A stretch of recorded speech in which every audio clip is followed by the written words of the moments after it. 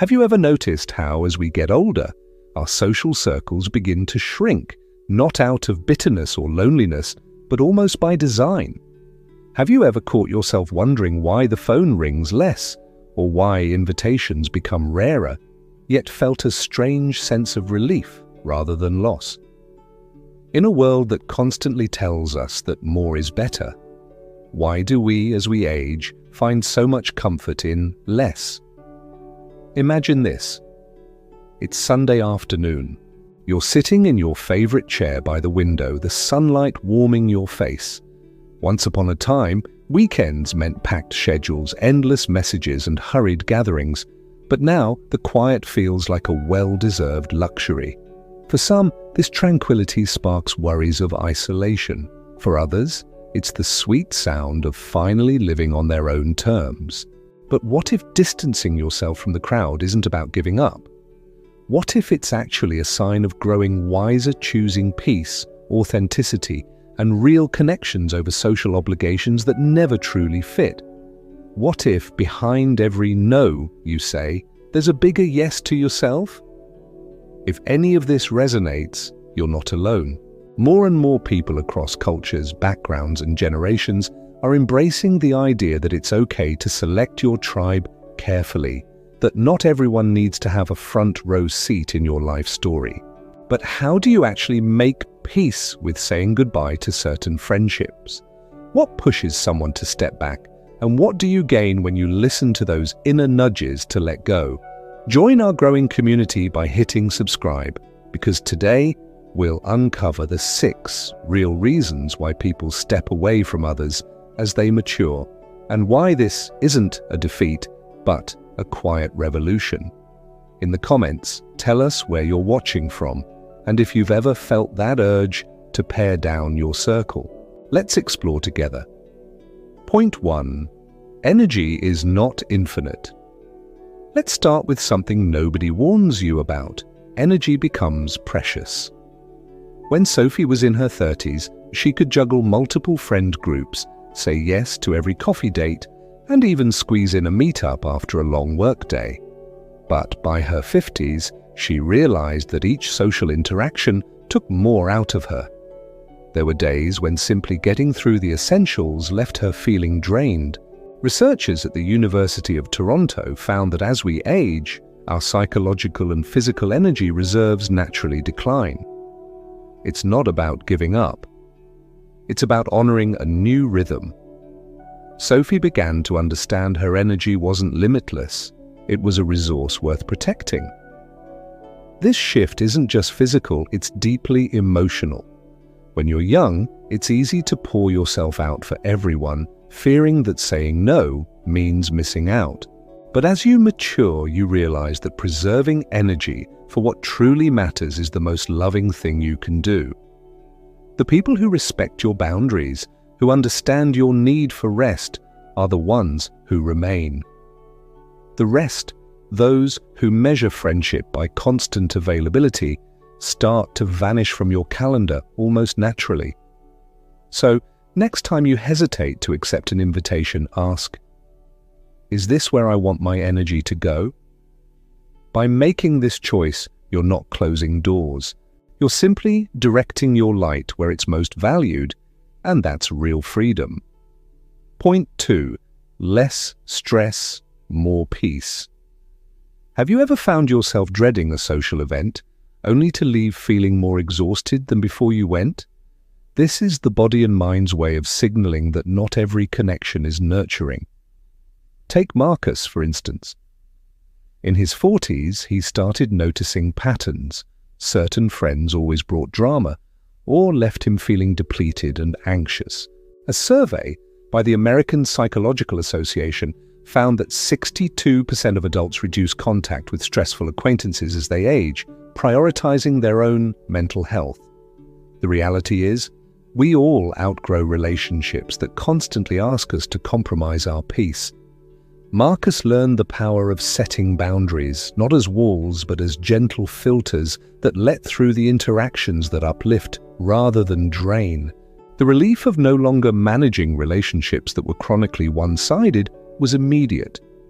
Sure, he lost some contacts, but in their place, he found a deeper sense of safety and serenity.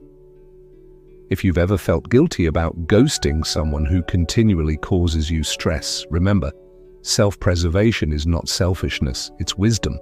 The best version of you is the one that isn't trapped in anxiety or resentment. Leave a comment if you relate, and let's normalize choosing peace over pressure. Point 3. Home becomes a sanctuary. There's a quiet revolution happening behind closed doors. People are turning their homes into sanctuaries. For Priya, her apartment became more than just a place to eat and sleep. It turned into her safe harbor, her creative studio, and her personal wellness retreat. This isn't about becoming a recluse. Studies, including data from the European Social Survey, show that after the age of 45, people report greater satisfaction from familiar, comforting rituals than from novelty. Home becomes the anchor in a world of constant flux. Priya decorated her space with intention photos that sparked joy, cozy blankets, her favorite books. She found herself declining more invitations to noisy gatherings, preferring instead to host intimate dinners with just 1 or 2 close friends, or sometimes to simply enjoy her own company.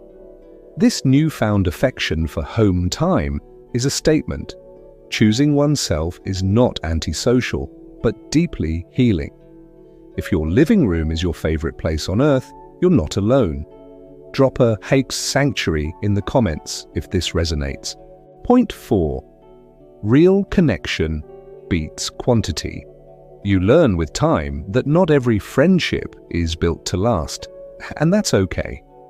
When Julia analyzed her holiday card list last year, she realized most of the names belonged to people she hadn't spoken to in years. The truth stung at first, but it led to clarity.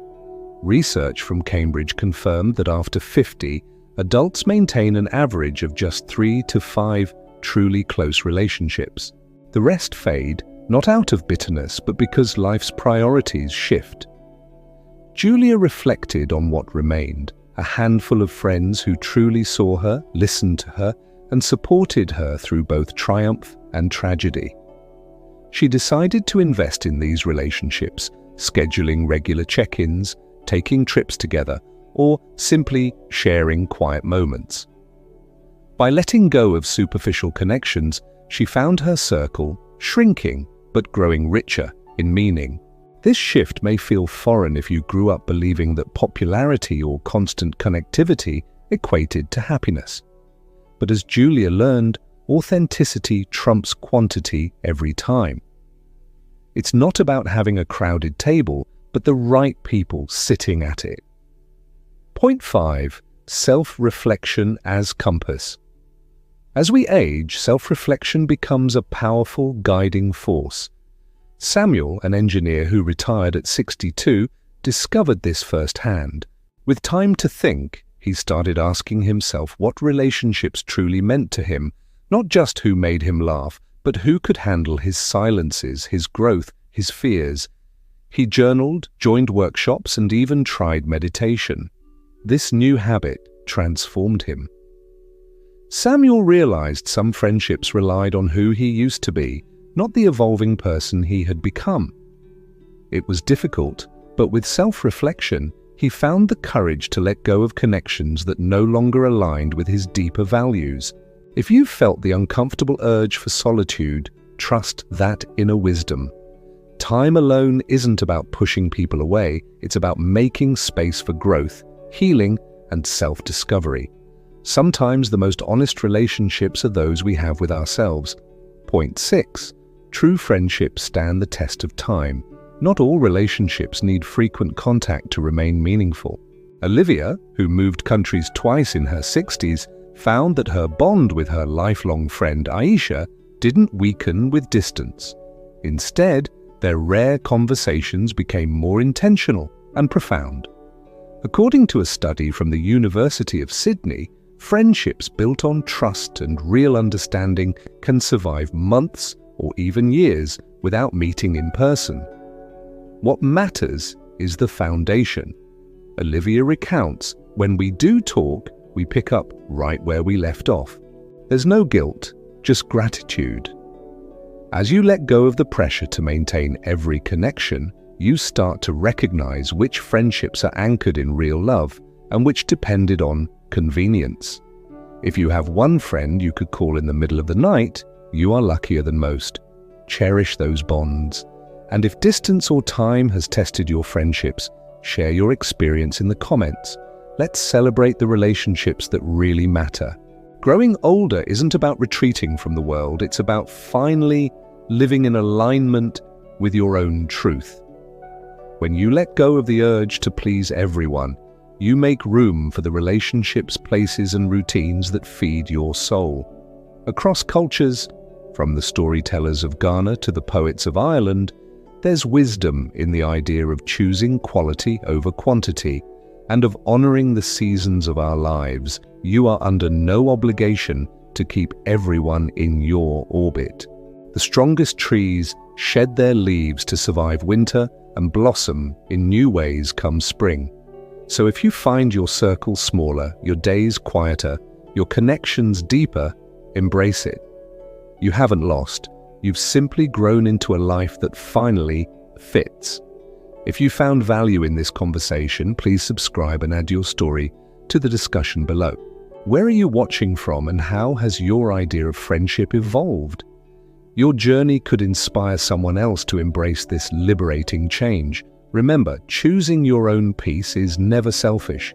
True belonging comes from being seen and seeing yourself for who you really are.